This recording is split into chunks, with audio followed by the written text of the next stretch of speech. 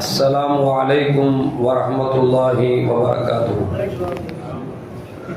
अल्हम्दुलिल्लाहि रब्बिल आलमीन वस्सलातु वस्सलामु अला अशरफिल मुरसलीन व अला आलिहि व अस्हाबिहि व अज़वाजिहि व ذُرِّيَّاتِهِ व अहल बैतिहि अजमाइन। சங்கைக்கும் மேன்மைக்கும் உரிய பெரியோர்களே, சகோதரர்களே, எல்லாம் வல்ல அல்லாஹு ஜல்ல ஜலாலு நாம் செய்யக்கூடிய எல்லா நற்காரியங்களையும் முகஸ்துதியின்றி இஹ்லாஸான முறையில் இறைவனுக்காக மட்டுமே செய்யப்பட்ட நல்வணக்கங்களில் நம் வணக்கங்களை அல்லாஹ் அங்கீகரித்துக் கொள்வானாக. நாம் செய்யக்கூடிய வியாபாரங்களிலும் தொழில்துறைகளிலும் நஷ்டமில்லாத ஹலாலான முறையில் நிரம்ப லாபத்தை பெற்று அந்த லாபகரமான வாழ்க்கை கொண்டு தம் தேவைகளையும் தேவையுடையவர்கள் தேவைகளையும் நிறைவேற்றக்கூடிய நல்ல பொருளாதாரத்தையும் உள்ள விசாலத்தையும் அல்லாஹ் நம் அனைவர்களுக்கும் வழங்கியல்வானாக. கஞ்சத்தனம் என்கிற தீய பண்பை விட்டு அல்லாஹ் நம்மை பாதுகாத்துக் கொள்வானாக. நம்மை இந்த உலகத்தில் வாழ வைக்கும் காலமெல்லாம் நோய் நொடி இன்று ஆரோக்கியத்தோடு அல்லாஹ் நம்மை வாழச் செய்வானாக. அந்த ஆரோக்கியமான வாழ்க்கை கொண்டு அல்லாஹ் ரசூலை நெருங்கக்கூடிய அனைத்து நல்லவர்களையும் புரியக்கூடிய நல்ல முத்தகீன்களின் கூட்டத்தில் அல்லாஹ் நம்மை ஆக்கி அருள்வானாக. திடீர் மரணங்களை விட்டும் தீய மரணங்களை விட்டும் நம்மையும் நம் குடும்பத்தையும் நம் சமூகத்தையும் அல்லாஹ் முழுமையான முறையில் பாதுகாத்துக் கொள்வானாக. மருத்துவமனையின் செலவினங்களை விட்டும் வேதனைகளை விட்டும் அல்லாஹ் நம்மை காத்தருள்வானாக. நம்மில் யாரெல்லாம் நோயால் பாதிக்கப்பட்டு வீடே கதி என்றும் ஆஸ்பத்திரியே கதி என்றும் அல்லல் பட்டும் அவதியுற்றும் இருக்கிறார்களோ அத்தனை மக்களுக்கும் வெகு விரைவில் நோயை போக்கி உடல் ஆரோக்கியத்தை வழங்குவானாக. அந்த ஆரோக்கியமான வாழ்க்கையை கொண்டு அவர்களுடைய குடும்பத்திற்கும் சமூகத்திற்கும் நல்ல பலன் தரக்கூடிய மக்களாக ஆக்கி அருள்வானாக. நாம் இந்த உலகத்தில் வாழ்ந்து மறைகிற நேரத்தில் லா இலாஹ இல்லல்லாஹ் முஹம்மது ரசூலுல்லாஹ் என்ற கலிமாவை மொழிந்து ஜன்னத்துல் ஃபிர்தௌஸை கண்ணால் கண்டு அகமகிழ்ந்து சிரித்து வண்ணமா மரணிக்கக்கூடிய நல்வாக்கியம் பெற்ற மக்களில் அல்லாஹ் நம்மை ஆக்கி அருள்வானாக. மரணித்தும் மரணிக்காத இறைநேசரின் கூட்டத்தில் அல்லாஹ் நம்மை ஆக்கி அருள்வானாக.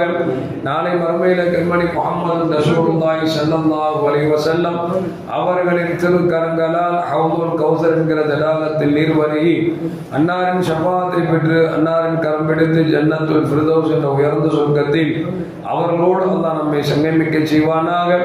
எல்லாவற்றுக்கும் மேலாக இறை அன்பை பெற்று இறைவனை பார்த்து பரவசம் அடையக்கூடிய அவருடைய லிகாவையும் ரிவாவையும் பெற்ற மக்களாக அல்லாஹ் நம்மை ஆக்கி அருள்வானாக. அருமையான மோமீன்களே, மனித வாழ்வில் ஏற்ற தாழ்வு என்பது இயற்கையிலே ஏற்படக்கூடிய ஒரு சூழல். ஒரு மனிதன் நன்றாக வாழ்ந்து கொண்டிருப்பார். ஏதாவது ஒரு காரணத்தின் காரணமாக அவர் கடன் வாங்கக்கூடிய ஒரு சூழலுக்கு தள்ளப்படுவார். இப்படி கடன் வாங்கக்கூடிய சூழலுக்கு தள்ளப்படுகிற பொழுது மார்க்கம் நம்மை பார்த்து சொல்கிறது, மோமின்களே, ஒரு மனிதன் தேவைக்காக கடன் கேட்டால் நீங்கள் கடனை கொடுங்கள். கடனை வாங்குவோருக்கும் பெருமானார் ஸல்லல்லாஹு சொல்லுவாங்க, கடன் தருகிறாரே என்று கடனை வாங்குவது மட்டும் பெரிதல்ல, கடன் கொடுப்பது சுன்னத் என்றால் திருப்பி கொடுப்பது என்பது கட்டாய கடமை என்றார்கள் கண்மணி முஹம்மது ரசூலுல்லாஹி ஸல்லல்லாஹு அலைஹி வஸல்லம் அவர்கள். ஒருவேளை ஒரு தேவைக்காக கடன் வாங்கினார், அந்த கடனை திருப்பி அடைக்க முடியவில்லை என்று சொன்னால் கொஞ்சம் காலங்களை அவகாசப்படுத்தி கொடுங்கள். ஒரு மாசத்துல கடன் நான் திருப்பி தர்றேன்னு சொன்னாரு, அவனால் தர முடியல அப்படின்னா நீங்க இன்னொரு மாசம் கொஞ்சம் தள்ளி கொடுங்கள்.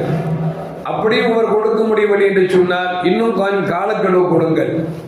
ஒருவேளை அவரால் கொடுக்க வேண்டும் என்று நினைக்கிறார், முயற்சிக்கிறார், ஆனால் கடனை கொடுக்க முடியவில்லை என்று சொன்னால் நீங்கள் அவருக்கு தள்ளுபடி செய்யுங்கள், அது உங்களுக்கு தானம் தர்மமாக மாறும் என்று பெருமானார் ஸல்லல்லாஹு அலைஹி சொன்னாங்க. ஆனா இன்னைக்கு எப்படி இருக்கு அப்படின்னா, கடன் கேட்டாலும் கொடுப்பதற்கு ஆள் இல்லை, கடனை வாங்கினாலும் திருப்பி கொடுக்கிற எண்ணங்கள் இல்லாமல் போய்விட்டது. அதனால் தான் சொல்கிறார்கள், கடன் கேட்டால் அன்பை முறைக்கும் என்று ஒரு காலத்தில் எழுதி போட்டார். இப்பொழுது திருப்பி கேட்டால் கைய காலை முறைக்கும் என்று சொல்லக்கூடிய அளவிற்கு இன்றைக்கு மனங்கள் மாறிவிட்டது.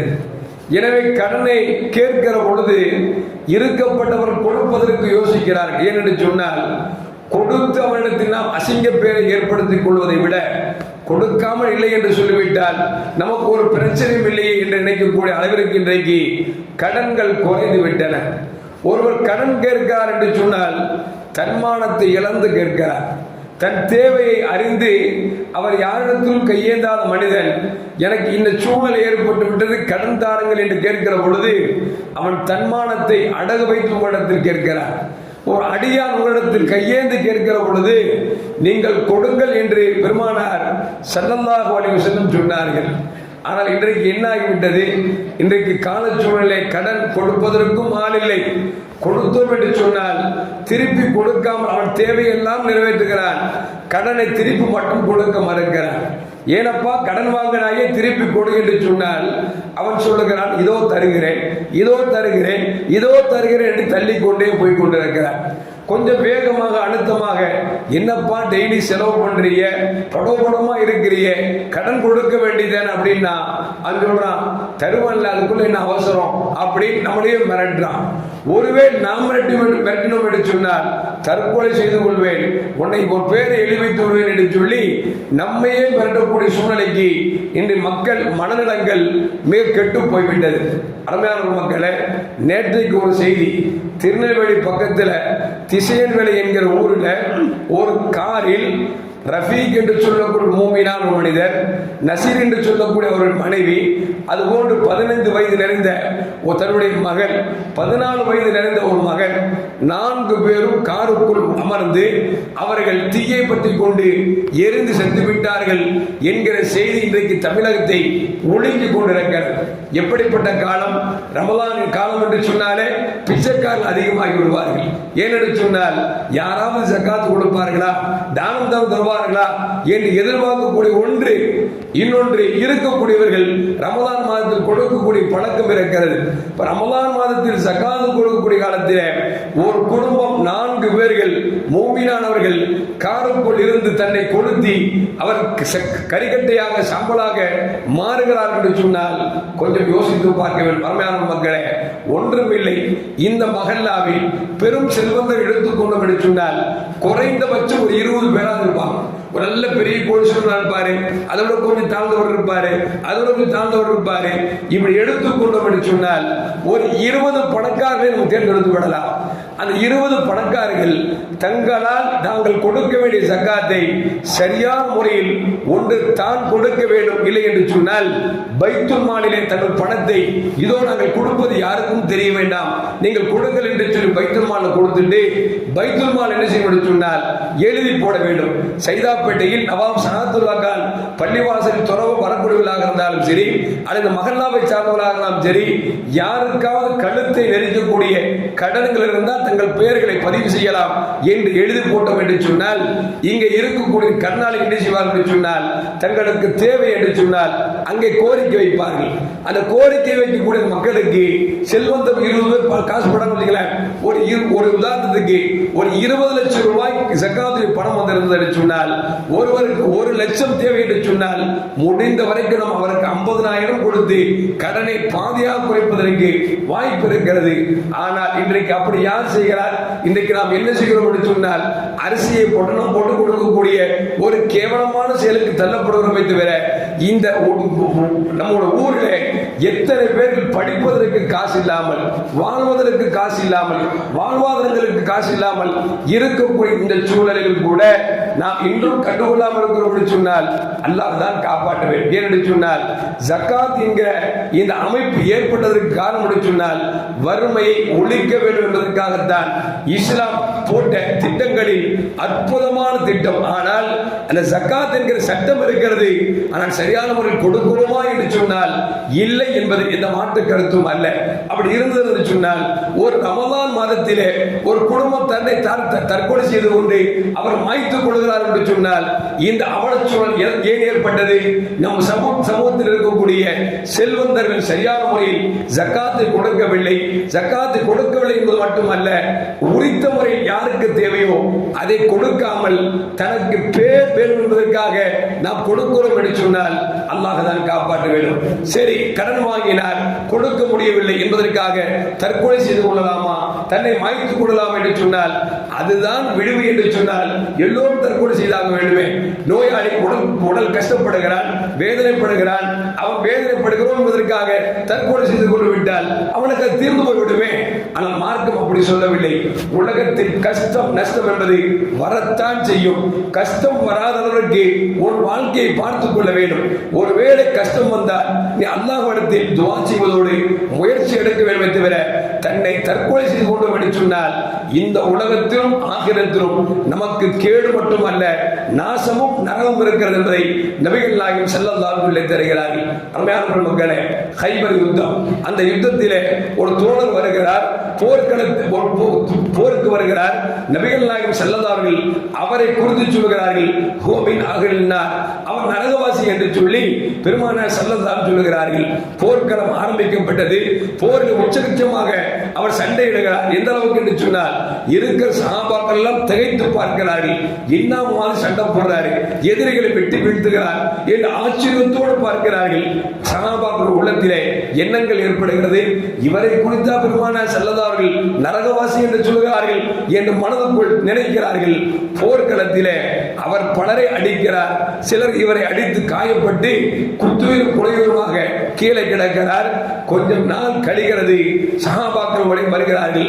சத்தக்கல்லாஹ் சத்தக்கல்லாஹ், அல்லாஹ் நபியின் பேச்சை உண்மைப்படுத்தி விட்டார். ஹுமின் அஹ்லின்னார், யாரை குறித்து பெருமானார் ஸல்லல்லாஹு அலைஹி வஸல்லம் நரகவாசி என்று சொன்னார்களோ உண்மையில் நரகவாசி ஆகிவிட்டார் என்று சொல்லி நபியிடத்தில் ஓடி வருகிறார்கள். நபிகள் நாயகம் ஸல்லல்லாஹு அலைஹி வஸல்லம் கேட்டாங்க, என்ன அப்படின்னு கேட்கிற பொழுது, யார சொல்லலாம், எதிரின் வாழ்வீச்சின் காரணமாக உறுப்புகள் பாதிக்கப்பட்டு வலி தாங்க முடியாமல் தன்னிடத்தில் இருக்கக்கூடிய ஈட்டியை கொண்டு அவரே குத்தி மாய்த்துக் கொண்டார், தற்கொலை செய்து கொண்டார் என்று சொன்ன பொழுது நபிகள் நாயகம் ஸல்லல்லாஹு அலைஹி வஸல்லம் அல்லாஹு அக்பர் என்று சொல்லிவிட்டு சொன்னார்கள், அல்லாஹ் இந்த மார்க்கத்தை பாவைகளை கொண்டும் அவன் தூக்கி பிடிப்பான் என்று நபிகள் நாயகம் ஸல்லல்லாஹு அலைஹி வஸல்லம் சொல்கிறார் என்று சொன்னால், அருமையான மக்களே, எதற்கு சொல்லணும் என்று சொன்னால், தற்கொலை செய்தோம் என்று சொன்னால் இந்த உலகத்தில் மட்டுமல்ல மறுமையிலும் அதே தண்டனை தான். நபிகள் நாயகம் ஸல்லல்லாஹு அலைஹி வஸல்லம் இந்த உலகத்தில் ஒருவன் மேலே இருந்து கீழே விழுந்து தற்கொலை செய்து கொள்கிறான் என்று சொன்னார், அல்லது கிருஷ்ணாவை ஊற்றி அவன் தன்னை எரித்துக் கொள்கிறான் என்று சொன்னார், அல்லது விஷத்தை கொடுத்து அவன் தன்னை மாய்த்துக் கொள்கிறான் என்று சொன்னால், இங்கே எப்படி மாய்த்துக் கொள்கிறானோ மறுமையில் அதுபோன்று மேலே இருந்து கீழே குதித்து இறந்தால் அவனுக்கு தண்டனையே. மேலே ஏறுவான், கீழே விழுவான், திருப்பி மேலே ஏறுவான், கீழே வருவான். இப்படி இந்த உலகத்தில் எதை குடித்து தன்னை மாய்த்துக் கொண்டானோ அதுவே அவனுக்கு நரகத்தில் தண்டனை என்பதை நபிகள் நாயகம் ஸல்லல்லாஹு அலைஹி வஸல்லம் சொல்லித் தருகிறார் என்று சொன்னால், அருமையான மக்களே, கொஞ்சம் செல்வந்தர்கள் யோசித்து பார்க்க வேண்டும். நம்மை சுற்றி இருக்கக்கூடியவர்கள், நம் சொந்த பந்தங்கள் கடனாளிகளாக இருக்கிறார்களா, தேவையுள்ளவர்களாக இருக்கிறார்களா என்பதை பார்த்துத்தான் நாம் தான தர்மங்கள் செய்ய வேண்டுமே, ஜக்காத்து கொடுக்க வேண்டுமே தவிர அதை விட்டு ஆங்காங்கே இருக்கக்கூடிய எல்லா மக்களுக்கும் பிச்சை கொடுக்க வேண்டிய அவசியம் கடப்பாடு நமக்கு இல்லை என்பதை கொஞ்சம் சீர்தூக்கி பார்த்து, நம் மகல்லாவில் கடனாளிகள் என்று சொன்னால், நோயாளிகள் இருந்தார் என்று சொன்னால், பள்ளிக்கூட படிப்புகளுக்கு ஸ்கூல் ஃபீஸ் கட்ட முடியவில்லை என்று சொன்னால் அதை ஒட்டுமொத்த அம்மா கொடுப்பது நமக்கு எனக்கு இருக்கு. உதாரணம் 10 லட்சம் ரூபாய் சக்காத்து கொண்டு வச்சுக்கலாம். நான் ஒரே ஆளுக்கு 10 லட்சம் ரூபாய் கொடுத்தாலும் சக்காத்து தான். அதை 100 பேருக்கு பிரித்து கொடுத்தாலும் சக்காத்து தான். 100 பேருக்கு பிரித்து கொடுத்து அவர்கள் ஒரு நாளைக்கு சாப்பிடுறாங்கிறத விட ஒரு ஆள் படிப்புக்காக செலவு செய்திருப்பது அது ஆகச்சிறந்த என்பதை நாம் விளங்கிக் கொள்ள வேண்டும். எனவே ஆமையான மக்களை இருக்கக்கூடிய செல்வங்கள் கொடுக்கிறார்கள், மாற்றுக்கிறது அல்ல.